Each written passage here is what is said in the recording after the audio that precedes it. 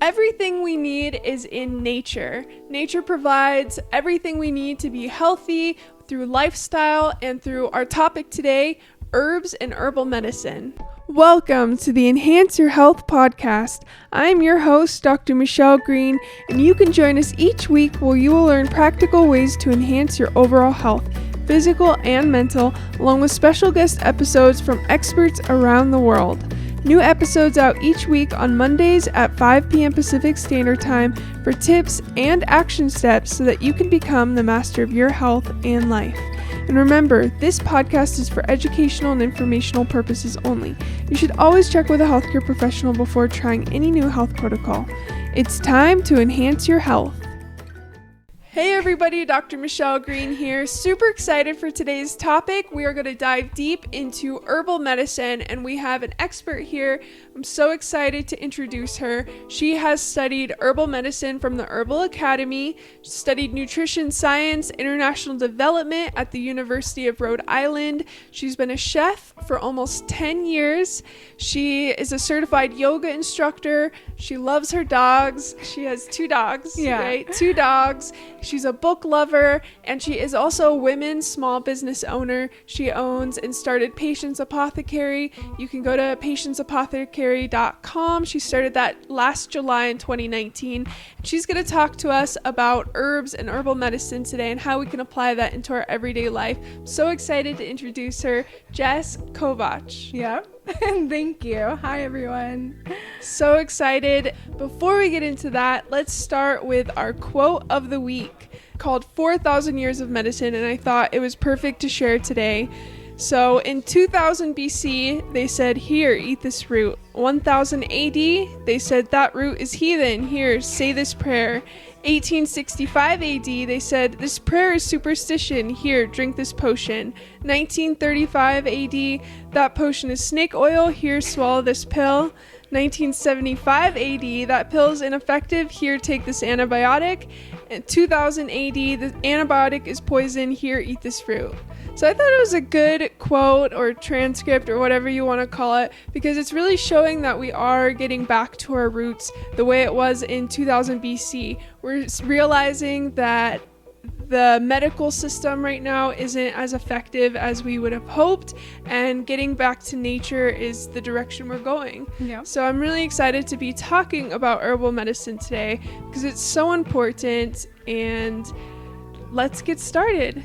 Yeah. So Jess, tell me, what are herbs for the listeners out there? How can you describe what herbs are? So herbs are basically anything that grows on earth. It is flowers, roots, fungi, whole plants, and Pachamama put things on the earth for a reason. So she provides everything that it is that we need to help heal our bodies and connect back to her.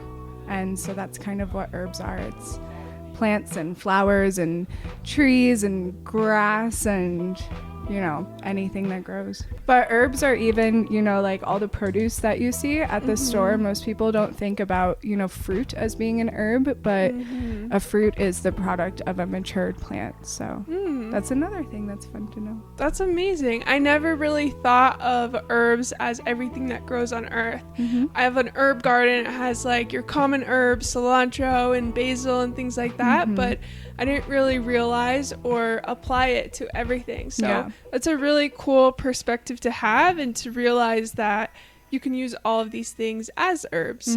So when would it be appropriate? I guess with your definition, you're eating herbs all the time, but when would it be appropriate to use herbal medicine? It is appropriate to use herbal medicine once you have made the necessary changes to your lifestyle. First and foremost, there's so many people that come to me and they're like, I can't sleep. Give me herbs to help me fall asleep. And I'm like, all right, well, pause. Let's take a look at what you're doing day to day. What does your diet look like? Like, what are you putting in your body every day? Are you drinking an adequate amount of water? Are you exercising and moving that energy out of your body?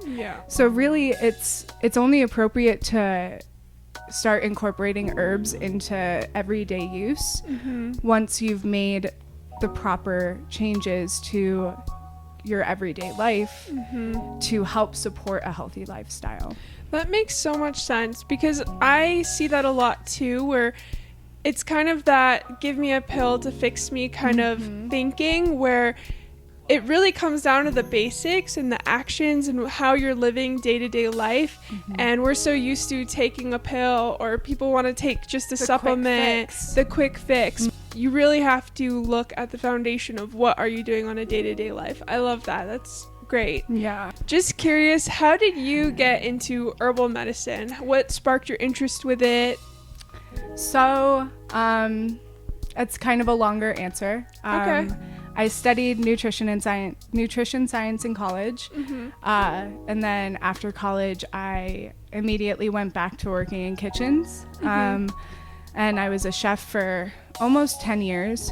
My primary focus when I started cooking was I wanted to eventually open up a restaurant that was a slow food restaurant with an emphasis on nutrition and, you know, people who have those dietary restrictions being able to come out and eat something that's absolutely delicious that won't make them sick. That's amazing.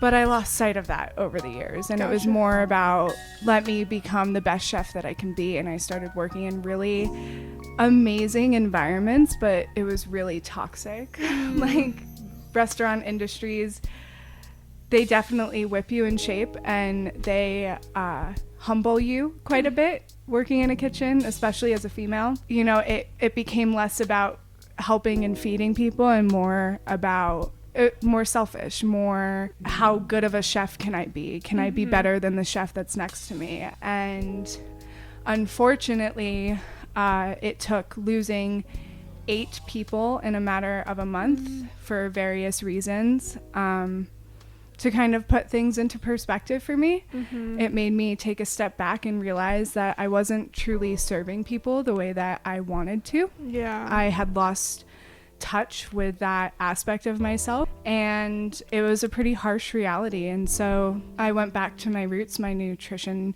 education, and I thought about going to a nursing program, but I didn't want to necessarily do a whole nother 4 years of school plus whatever came after that. And I realized that I didn't even want to be a nurse, because that's, you know, applying modern medicine as well. And I really wanted to get back to my roots, and I wanted to do it in a way that could serve people. So I found the Colorado School of Clinical Herbalism. Anybody in Colorado, if you're interested in studying herbalism, I highly recommend that school. The professors are incredible. Wow. And you learn so much. And so that's kind of where my herbalism journey began over 3 years ago. That's amazing. And then I started going online to the Herbal Academy, because trying to work full-time and go to school full-time was a little bit too much. So now I am just about to finish up my clinical portion with the Herbal Academy. Congratulations. Thank you. That's amazing. Yeah. And I know you run a fantastic company. I love her products. Patience Apothecary. Her fire chai is my absolute favorite. I know you started Patience Apothecary. Can you tell us a little bit about that? And I know you put so much heart and love into it, and making sure that your products are sustainable and ethical and good for the earth as well, which I absolutely love. Tell us a little bit about Patience Apothecary. Yeah, so Patience came about, Patience came about probably a year after I started studying herbalism. I was working for a small soap company down in Golden, and I was working quite a bit, and I realized if I was working this hard for somebody else, why not do it for myself? Yeah. And the woman who owns that company, she was super supportive. I love her to this day, and she encouraged me to go pursue my dreams. And honestly, the biggest supporter, I have to do a shout out, is my mother. Aww. She has had the most patience with me.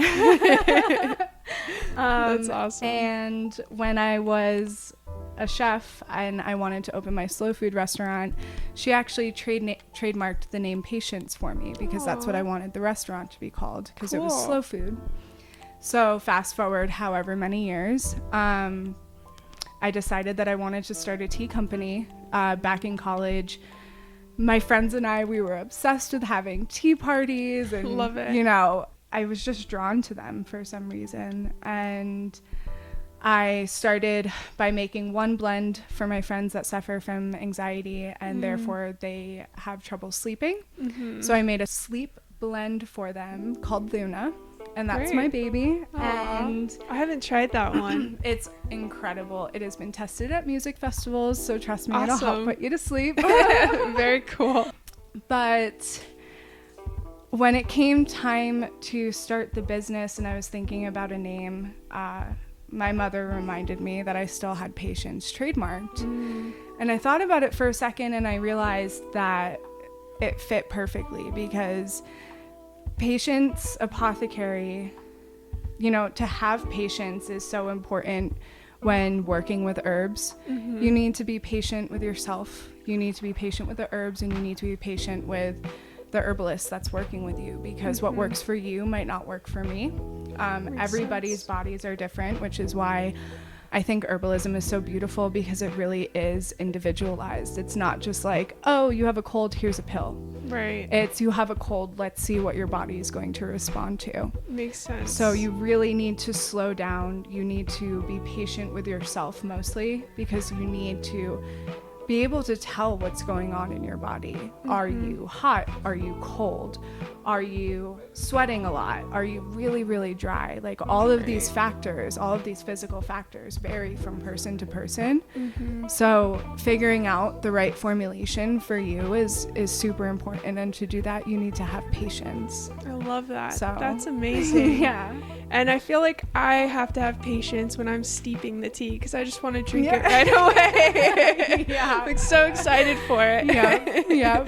I love that. That's great. Yeah. And I love that you mentioned that everybody's body is different and their constitutions. I know in Ayurveda and Chinese medicine, there's like in Ayurveda, there's Pitta, Vata, Kapha, and different herbs for different. Exactly. So that's so important to look at the individual person's needs. And that's what I love about herbal medicine and what I love about more holistic ways of healthcare, because you are personalizing it. Yes. It's not just a pill for a diagnosis and that may or may not work. Exactly. So that's amazing. And I love that you say patience, because it really is patience. Healing is a journey. And a lot of these things don't just happen overnight, these symptoms and maybe whatever you may be going through. And so it might not be solved overnight too. Yep. If anything, herbal medicine, it's going to take a lot longer than the pills that you might get from the doctor. But more often than not, the pills that you're getting from the doctor, they're just treating the symptoms and they're not treating the root cause. So herbalism, it takes it a step further. Like the tea blends I make, they're tea blends. But if I were to work with you one-on-one, the first thing I'm going to do, like we said before, is look at lifestyle and make those necessary changes, and then we'll move on to herbs. Love that. And I've heard before that a lot of these medications have been taken from herbs, but the difference is that they're just taking like the active ingredient from the herb and then turning it into a medication. They're able to patent it and market it and all these things, but you can't really market a plant. I've heard that the difference is you're using the whole plant, and that is why there's not the side effects that the pharmaceuticals are having. Yeah, it's definitely better when you can incorporate the entire plant, because the entire plant, like each part of it, from the leaves to the stem to the root to the flower, they're all going to have different medicinal constituents, but together, not to generalize it, but more often than not, together they are much more potent. And there's even instances when, you know, something like stinging nettles, where stinging nettles, it's not necessarily a poisonous plant, but you don't want to touch it with bare hands because it'll sting you and it can cause numbness in your fingers if that's what you're touching. But if you take stinging nettles and you juice them and you squeeze the juice out of them, granted not with bare hands because then you're going to hurt yourself even more, the juice that comes out from the leaves actually soothes the burn and treats the burn. Wow. Each plant, like the whole plant, is definitely beneficial to have, but then there are even certain instances where if a plant does harm you, it can heal you That's too. amazing. Does that make sense? Yeah, that's really cool. Yeah. I had no idea. I wish I knew that as a chef because we use stinging nettles a lot in fancier restaurants. Really? And I would sting myself all the time. Oh, no. And if I knew that, then I definitely would have saved me a lot more pain. Yeah. Darn. Well, you know it now. Yeah, so. exactly. That's really interesting. So the whole plant, when you use the whole plant, it really has everything you need in it. That's really and it cool. can help enhance, the constituents. Like the flower can help enhance the constituents of the root, or vice versa. Something like that. Very cool. I have a question. I'm curious. What is your favorite herb and why? That's really hard right now. I have to say probably reishi mushroom, actually, now that I think about it. It took me a minute. There you I go. got there. Reishi mushroom. I love reishi mushrooms. I love and hate them because they're really hard to break down. They're really firm mushroom, and I've broken a lot of food grinders trying to break it down for my blend. Wow. But it's this beautiful mushroom. It's an adaptogen. Adaptogens are probably my favorite classification of herbs. And reishi mushroom basically helps your body adapt to stress, and it builds up, if you take it every single day, it builds up kind of this reserve, this warrior reserve. So when you're in stressful situations, you don't just react. You're very much let me take a step back and analyze the situation. And so instead of reacting and getting anxious, adaptogens help your body. They help your body by regulating hormone production. Over time, once you build that up in your system, it can help you deal with stress a lot better than you would without it. That's amazing. Reishi mushrooms. Yeah. But I'll probably get it already grinded. I would. I would. I don't want to deal with that. Or you can get it in my warrior blend. Perfect. Warrior blend. That's great. You mentioned adaptogenic, and I love adaptogenic herbs. Do you want to explain a little bit more what adaptogenic herbs are and how they can benefit? Yeah, so adaptogenic herbs, they do what their name says. They help you adapt. They do so by regulating hormone production, and certain adaptogens work on specific organs. So some target, whereas others are just very general. Adaptogens are my favorite, along with nervines. It was these two classifications were meant to be together. Adaptogens, they tend to work more on your adrenal glands because of the release of cortisol. They help kind of regulate that production of that hormone. Whereas nervines, they work with your nervous system. And obviously in times of stress or anxiety, your nervous system kind of goes all out of whack. Right. So when you have this intake of adaptogens and nervines, it's really soothing, and it's just kind of this constant blanket that kind of hugs you and tells you that it's going to be okay. I love that. So now let's talk about mental health, because it's a huge topic. 2020 is quite the year, and I think mental health for a lot of people is, I don't know if I would say a struggle, but it's probably things we've all struggled with throughout this year. So how can herbs and herbal medicine help with that aspect of things? Yeah. Well, once again, going back to the lifestyle, being stuck inside all day staring at a screen is really not good for us. Yeah. So before we get into herbs, once again, I just need to stress this over and over. Getting outside safely is super important. Being in the sunshine is super important. Getting vitamin D, being around nature, that's really going to help mental health significantly, especially being surrounded by lush green areas if you're able to. If you're in the city somewhere, get some houseplants. We need green in our lives. I just ordered 20 houseplants. And they're adorable. I love them. Thank you. But when it comes to herbs, there are a couple of herbs that I really, really love for mental health.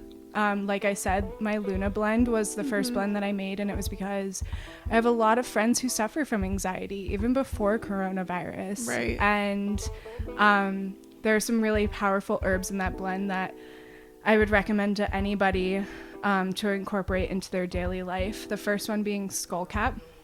Skullcap is probably one of my favorite herbs, and it does exactly what it sounds like. It caps your skull. Cool. Not only is it good for mental ailments, it's also really good for like headaches. Oh, interesting. So I make a Skullcap tincture for my own headaches and migraines. That really, really helps. But Skullcap, it basically goes in and it just kind of like coats your brain, just tells you to calm down, slow down. Wow. Everything's going to be cool. And that, when combined with lavender, is super potent. You know, there's a reason why people carry around lavender essential oil in their purse, and it's not just to smell good. It's because lavender is antispasmodic, so it's really helpful for muscle spasms or nerve spasms. And overall, it's just this very beautiful, calming herb. Another one that's really good for anxiety and that you can drink every single day is called Tulsi, or holy basil. It's really heart lifting. Okay. I made this blend. It's our Tulsi Rose blend, and I tested it out with people who were tea subscribers, and I sent it to them. I told them what was in it, but I didn't say anything else, just in case if somebody like had an allergy or something. And I asked them to tell me what happens after they drink it. How do they feel? Cool. And every single person responded with, I felt like I was walking on a cloud after drinking this tea. Wow. I think Tulsi is a really, really beautiful herb that can be incorporated every day if you have disorders such as anxiety or depression. Amazing. And then probably the last one that I would say for mental health is going to be passion flower. Passion flower, first of all, if you just Google this picture and you look at it, it's going to make you happy. Passion flower has so many benefits, one of them being that it's really good to alleviate anxiety. It's also sedative, so be careful when you drink it. It will put you to sleep. So drink it at nighttime. Drink it at night, yes. Not a morning tea. Correct. Okay. Unless like you got nothing going on and you just like want to chill. Sleep the day. Yep. Cool. But those are going to be the herbs that I would definitely recommend that anybody suffering from anxiety or depression during this time, pick them up. You can pick them up online, or if you have like a local apothecary somewhere, they'll have those herbs. They're and not you hard said to you find. have some blends with Skullcap and Tulsi. Yeah. So our Luna blend is going to be for those who have trouble falling asleep because their mind is racing. Okay. It just kind of goes in and quiets those thoughts and puts you to sleep. But if you're looking for a daytime tea that can help with, you know, your drive to work and you're like, why did I say that yesterday at work? You know, the anxiety. Yeah, the anxiety that builds up and the thoughts and everything. The Tulsi Rose blend is going to be a really good heart-lifting, just mood-enhancing tea overall. There's one more herb that I think I need to bring into this topic of conversation, also because it's, over the past year or two, it has just taken off. And you can find it everywhere in like capsules and like whatever. Ashwaganda root. Oh, ashwaganda. Everybody loves ashwaganda right now, and for good reason, because it is an adaptogen, almost directly targets anxiety. I know a lot of people who have suffered from anxiety for years, and then they started taking capsules of ashwaganda every day, and their anxiety has just subsided, whether it's because they're able to respond to stressful situations better, or if it's because the herb is interacting with their nervous system in some way. It's just beautiful that this herb is now becoming so popularized. Right. But making sure that it's ethically sourced. Okay. Because one of the problems with herbs becoming super popular right now is that they're being overgrown or over-foraged, and then we're actually losing wild stands of these herbs now because people are just going in and foraging and, you know, doing the thing, which is awesome, but at the same time we don't want to see these plants leave the wild. Are there any contraindications for these herbs that you would give people?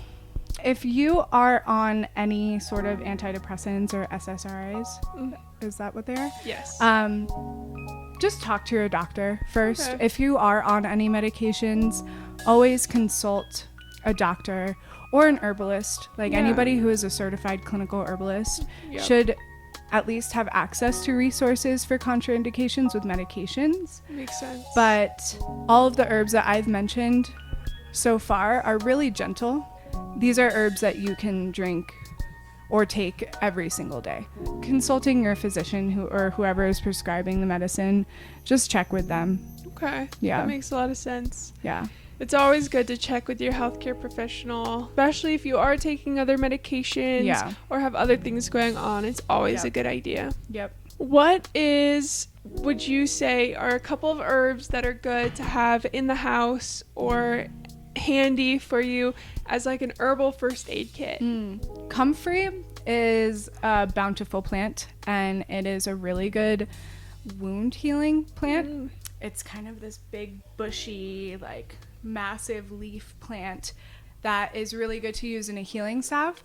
Or if you happen to grow it in your yard, it grows really well in Colorado. But if you happen to grow it in your yard and say you got a surface level cut, and I emphasize surface level because it works extremely fast. If you have a bee sting, a surface level burn, a surface level cut, if you take Comfrey and you chew it up in your mouth, and then you just kind of spread it on the affected area, it starts healing super quickly. That is so cool. But it heals so quickly that, like, say you get a cut that definitely needs stitches, don't put it on because there's a risk of infection because it heals so quickly that underneath can get infected.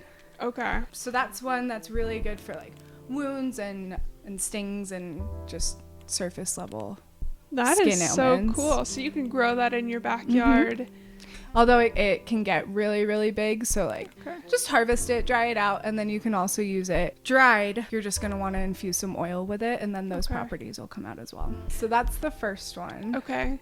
I would say in Colorado, one herb that you need, especially if you're coming from more humid climates, like Colorado is dry. It is so dry. Luckily, there's a beautiful herb that grows all over everywhere. It's a common weed. It's called marshmallow root. Ooh. Or marshmallow, and you use the root. So you take the root, and marshmallow root requires a cold infusion. So its properties come out better if it's done in a cold infusion, which basically you take the root. I would do like maybe a 1-to-4 ratio is usually what I do. And you toss the root in a glass jar. You fill it with filtered water. Okay. And you let it sit overnight. Cool. The only problem is that its consistency is not the most desirable because it has mucilaginous properties. Okay. So when you go to drink it, it's gonna have a bit of a snotty consistency. Okay. But you get over it. Yeah. Because it works so well. Awesome. But it's really, really hydrating and really good for your skin. Would you say drink that every day? I would. Okay. I would say drink like 16 ounces every day. Cool. Okay. And that can count towards your water intake for the day too. Yes. Perfect. For those of you like myself that have trouble getting 70 ounces of water every single day. Exactly. Perfect. Ginger and turmeric are really important, especially in the coming months. Ginger is just good to have all the time because it's really good for any stomach ailments you might have, along with peppermint. It just kind of depends on what's going on in your stomach. Gotcha. If you're feeling like nauseous and like kind of gross in your stomach, then ginger is going to be really good. But if you have like really sharp pains in your stomach and you're sweating a lot, then peppermint is going to be a little bit better because it's cooling. But overall, ginger and turmeric I always have stocked in my house, and I'll make an infusion of ginger. It's usually like 3-to-1 ginger to turmeric. Okay. Turmeric is super high in antioxidants and is just really good for fighting off anything in your body. Same with ginger.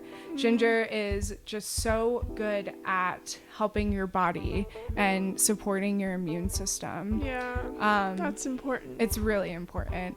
Usually if I'm not feeling well, I'm getting like a cold or flu like feeling, I'll make a ginger turmeric tea and then add like an entire lemon into the tea. Sounds good. Kicks its butt. Yeah, I bet. So the last one that I would definitely recommend would be Nettles, what I talked about before. If you're like me, I don't take a multivitamin every day because for some reason my body just doesn't absorb vitamins and minerals from multivitamins. So I drink nettle tea 2 times a day. Cool. Because it's packed with all of the vitamins and minerals that you can need. And it just tastes good. It's like sweet and tasty and delicious and green. That would be the last thing that I would recommend. Okay. It's good for multiple nutrients and vitamins. Awesome. I know that there are a lot of herbs that grow as what we call weeds, but they're not really weeds. They're just these amazing plants in our yard, and we cut them down or spray them and get rid of them. But like dandelion and things like that, they're so nutritious for us. Yeah. No one should have just a yard of grass. I'm just going to put that out there. I think it's a waste of space. I agree. The majority of what we call weeds are actually so beneficial for you. So marshmallow root, like I said before, common weed, everybody just rips it out of the ground and tosses it to the side when they should really be harvesting that root, whether for yourself or for somebody else. Dandelion is so good for you. First of all, the greens, dandelion greens, are delicious in a salad. They're a little bit bitter, but that bitter quality that it has is really good for digestion. Awesome. So when you have like bitter plants, for the most part, sometimes bitter can acknowledge that we're not supposed to be eating it, but in this case, dandelion greens are so good with digestion, which is why we eat salads before eating a meal, because it kickstarts digestion. Great. In Italy, they eat it after because it helps break everything down. But anyway, cool. Side note. But dandelion root is really good for anything to do with your stomach. So like cramps, bloating, nausea, diarrhea. Like dandelion root is definitely good for you. Milk thistle is a diuretic, so it's gonna help you pee. Awesome. Diuretics kind of help you eliminate liquid waste. That's a good one for your liver too, right? Yep. Awesome. Yep. So milk thistle is really good for detox. So is dandelion root. So these common weeds, if you see them growing, they're also really good pollinators. Bees, hummingbirds, butterflies, dragonflies. Love it. They all love these weeds. So we're basically taking away their food source. Yeah. By ripping them out of the ground. And a food source for us too. Exactly. Such a healthy food source. Yep. You want to get them obviously before they become the puff balls, but the flowers they're edible. You can toss them in a salad and you can make cakes with them and whatever you want. Cake. Yeah. Dandelion cake. Yeah. Wow. I made dandelion sugar cookies once. Wow. Granted, it totally counteracted everything because it was sugar and butter, but still tasty. I bet it was really good. Was really good.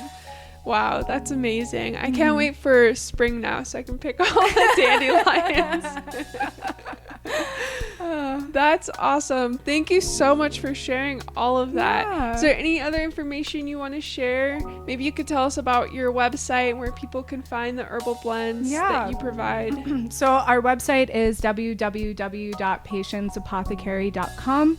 On our website, we have tons of resources. You can get to know a little bit more about me and my future husband, because without him, honestly, along with my mother, none of this would have been possible. Having him as a support system has been incredible. He's a godsend. He's a chef too, and he helps you make the blends. Yes, we actually made the fire chai blend together because I could not get it to taste good. So I gave it to him and he made it good. On our website, we'll have our blends for purchase, along with some other goodies that are going to be coming out in the future. And then we also are starting a Materia Medica where you can go and you can research herbs. So things like lavender, all of the medicinal constituents are on there, along with some recipes that you can use. That is just started, and we're going to start adding more to that. My Instagram, if you want to follow us, it's at patients_apothecary. And then hopefully within the next couple of months, I'll have my own podcast called Tea Time with Patients. So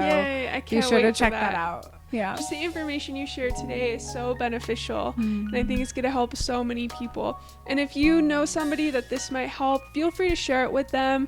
It's really basic and amazing knowledge that I think everyone should know. It's really important to get back to your roots and get back in touch with Pachamama and learn what she has to offer. Like, I feel like we have just in society today, we're all so glued to our screens, and it's just important to just get outside and go learn about what's growing around you. Go take a walk. It doesn't even need to be like a super intense 14er, like go Colorado. Like go walk around your neighborhood and figure out.